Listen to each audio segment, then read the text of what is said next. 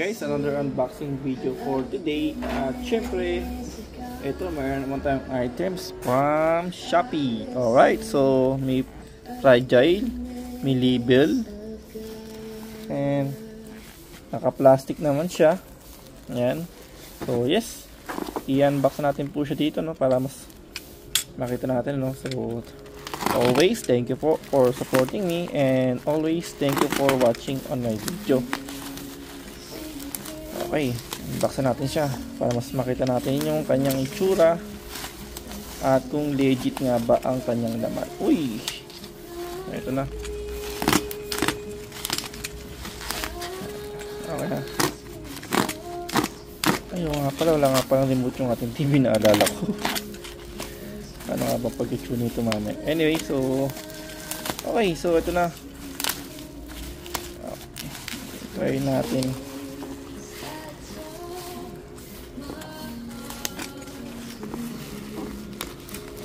Okay, so actually ano nga siya, no? Ito yung ating Baron Plus na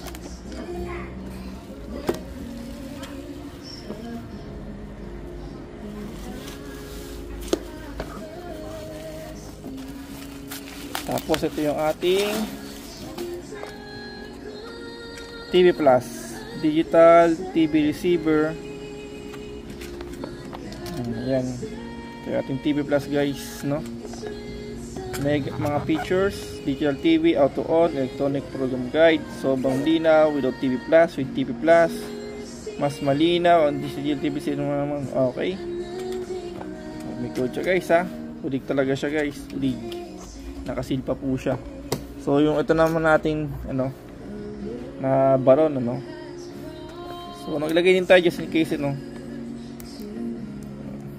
for outdoor, useful to attach the antenna. Okay, naka-fold type po siya, no. Okay, so buksan natin to. Uy, bakit ano? Check lang din natin to. Okay.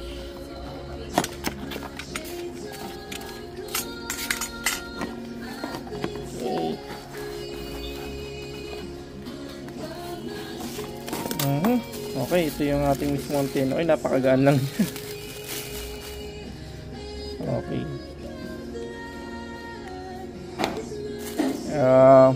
So yung ilang meters ba yung kasama niyang ano? Ay, wala siyang So okay, ganun lang siya. Hindi ko alam kung ilang metro tong pinaka ano niya, no? Pinaka cable niya, no? Okay, so pero check natin kung hanggang saan na lang aabot siguro, guys, to. Okay. Pero yung TV Plus, check natin yung TV Plus. Tapos, guys, meron tayong second video para mas makita natin yung TV Plus, ano. So ngayon yung box na, tanggalin natin ito sa box na para mas makita natin. Okay, so TV Plus, uy, meron siyang kasamang remote, yung digital TV receiver installation, pa meron yung ating TV Plus. Super cute. Ano pa kasama nito, guys, para mas ma-check natin? Ayun. So yung kanyang adapter, power cable, ilang anong lang ba to? 1 ampere lang pala, guys, oh. Siyempre made in China. Okay, ano pa meron? Oh, may kasama siyang ano, no? May kasama siyang pang antena, pero gagamit tayo, guys, ng yung level team Baron, ano, para at least mas malinaw makuha din natin ang antena.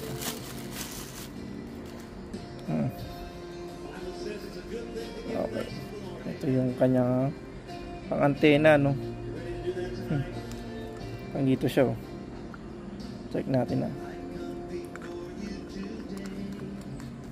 Ayun, no? Pero gamit tayo, ano, pang indoor to, eh. Kaya gamitin antena to, no? Direkta na sa ano, sa TV. Yung ano, sige, check natin ito pang antena niya.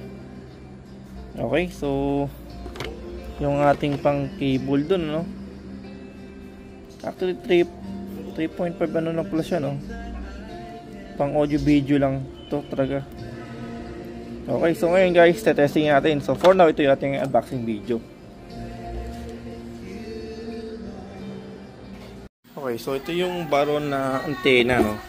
So naikabit na natin yung Baron antena sa taas, and then itong ating TV Plus. Ayan.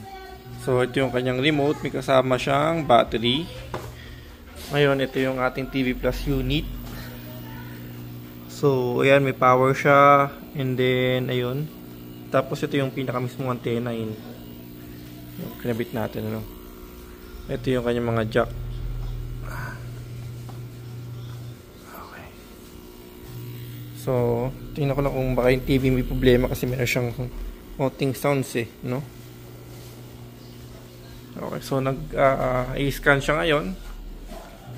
Ayan, January 26 po, 2025. Alas 9 ng umaga po, no?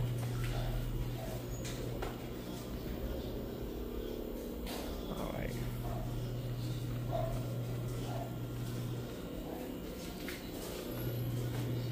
So, we are located po San Miguel, Bulacan, ano? Ayan. Okay, so search complete na po siya, no? Ating remote. Okay. So GMA 7 hanggang 17 channel tayo, no?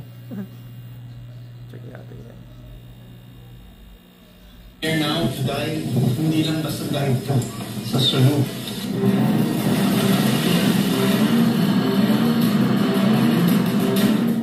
Paahon na kami na napansin ng mga kasama kong diver ang isang pawikan na nangihina at halos di na makagalaw. So far, so good naman guys. Kailangan namin i-akyat to dahil grabe yung mga tumor niya. Let's see what we can do.